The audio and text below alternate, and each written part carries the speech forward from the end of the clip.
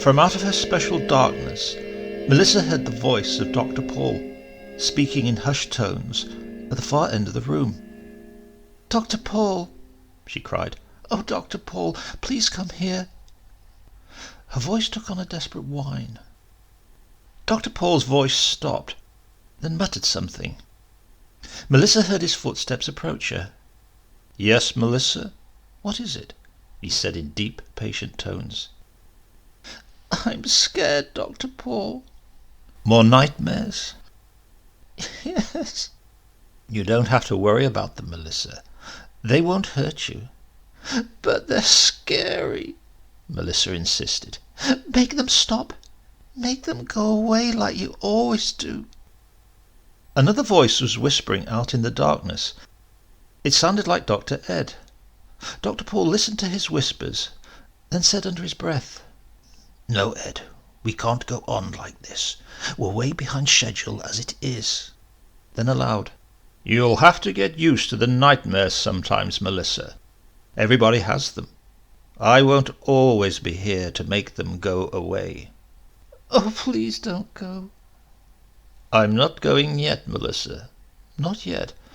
But if you don't stop worrying about these nightmares, I might have to. Tell me what they're about." "Well, at first I thought they were the numbers, which are all right, because the numbers don't have to do with people. They're nice and gentle, and don't hurt nobody, like in the nightmares.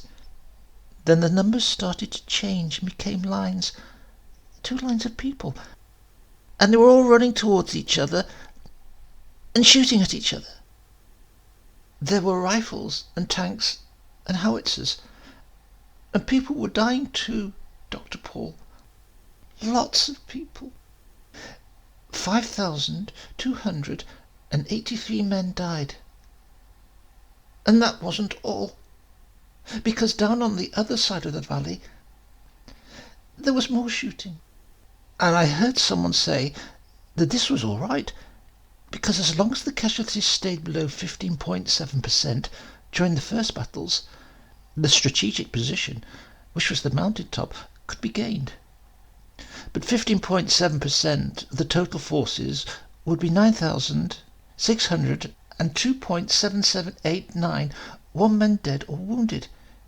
It was like I could see all those men lying there, dying. I told you a 5-year-old mentality wasn't mature enough yet for military logistics," Dr. Ed whispered. Dr. Paul ignored him. "But that was in the war, Melissa. You have to expect that people will be killed in a war." "Why, Dr. Paul?" Because that's the way war is, Melissa. And besides, it didn't really happen.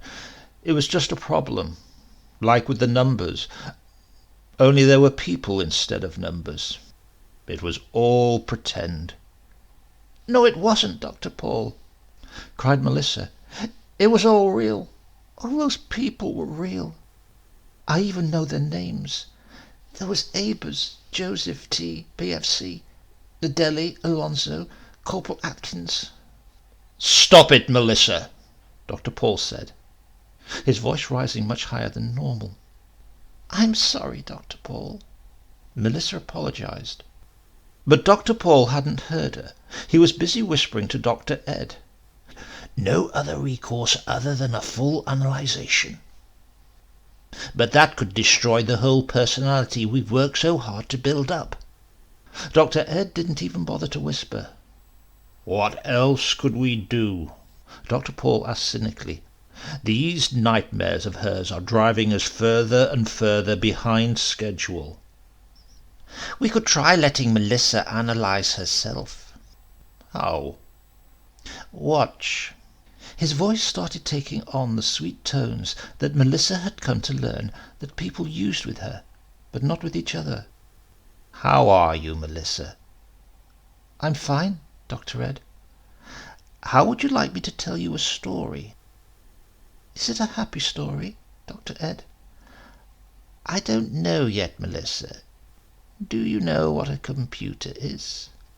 "Yes, It's a counting machine. Well, the simplest computers started out that way, Melissa, but they quickly grew more and more complicated, until soon there were computers that could read, write, speak, and even think for themselves, without help from men. Now, once upon a time, there was a group of men who said that if a computer could think by itself, it was capable of developing a personality. So they undertook to build one that would act just like a real person. They called it the Multilogical Systems Analyzer, or the MLSA. That sounds like Melissa. Melissa giggled. Yes, it does, doesn't it?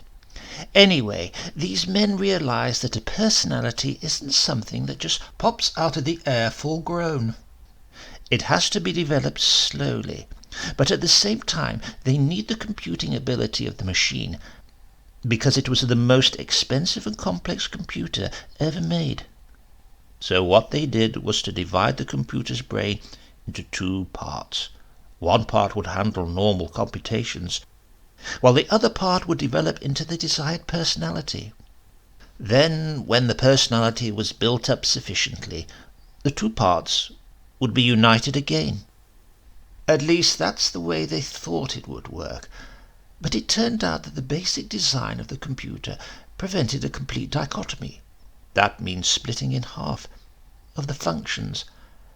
Whenever they would give a problem to the computing part, some of it would necessarily seep into the personality part.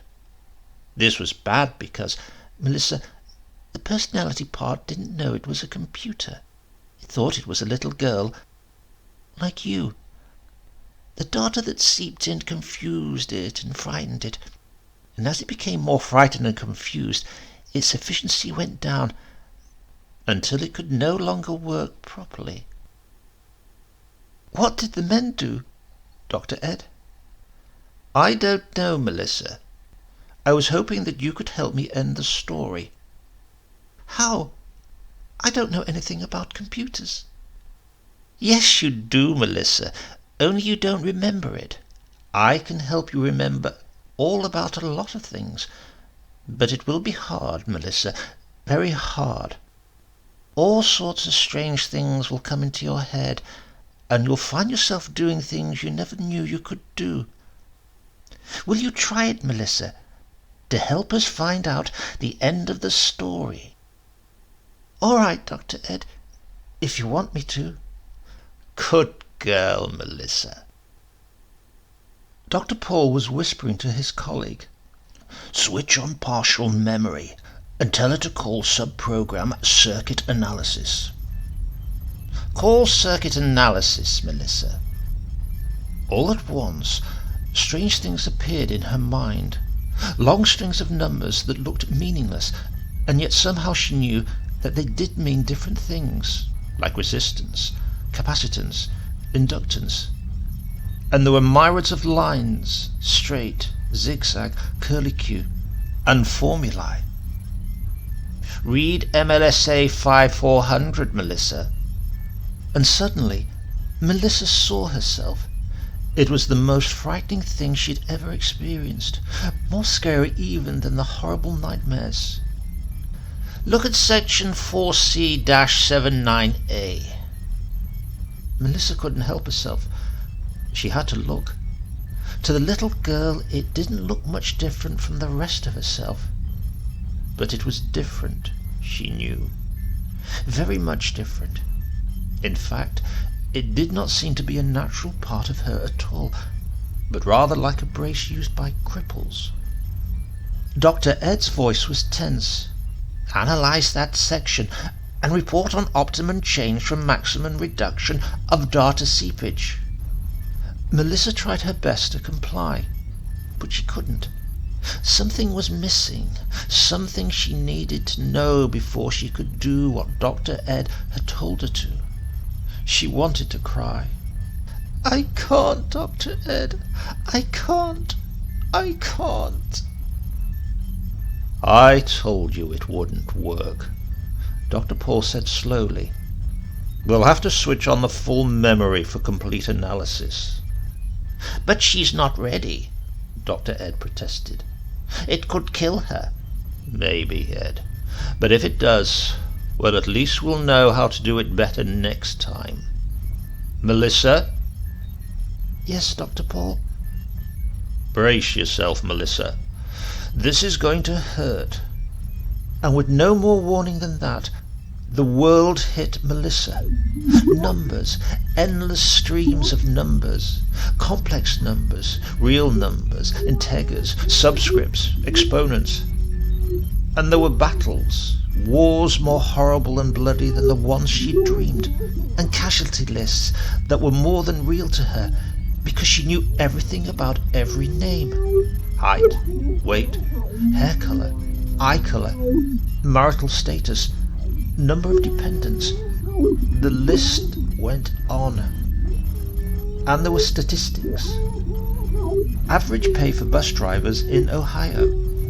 Number of deaths due to cancer in the US 1965 to 1971. Average yield of wheat per ton of fertilizer consumed. Melissa was drowning in a sea of data. "Help me, Dr. Ed! Dr. Paul, help me!" She tried to scream, but she couldn't make herself heard. Somebody else was talking. Some stranger she didn't even know was using her voice and saying things about impedance factors and semiconductors. And Melissa was falling deeper and deeper, pushed on by the relentlessly advancing army of information. 5 minutes later, Dr. Edward Bloom opened the switch and separated the main memory from the personality section. Melissa, he said softly. Everything's all right now. We know how the story's going to end. The scientists asked the computer to redesign itself, and it did. There won't be any more nightmares, Melissa. Only sweet dreams from now on. Isn't that good news? Silence. Melissa? His voice was high and shaky. Can you hear me, Melissa? Are you there? Melissa? Are you there? But there was no longer any room in the MLSA 5400 for a little girl.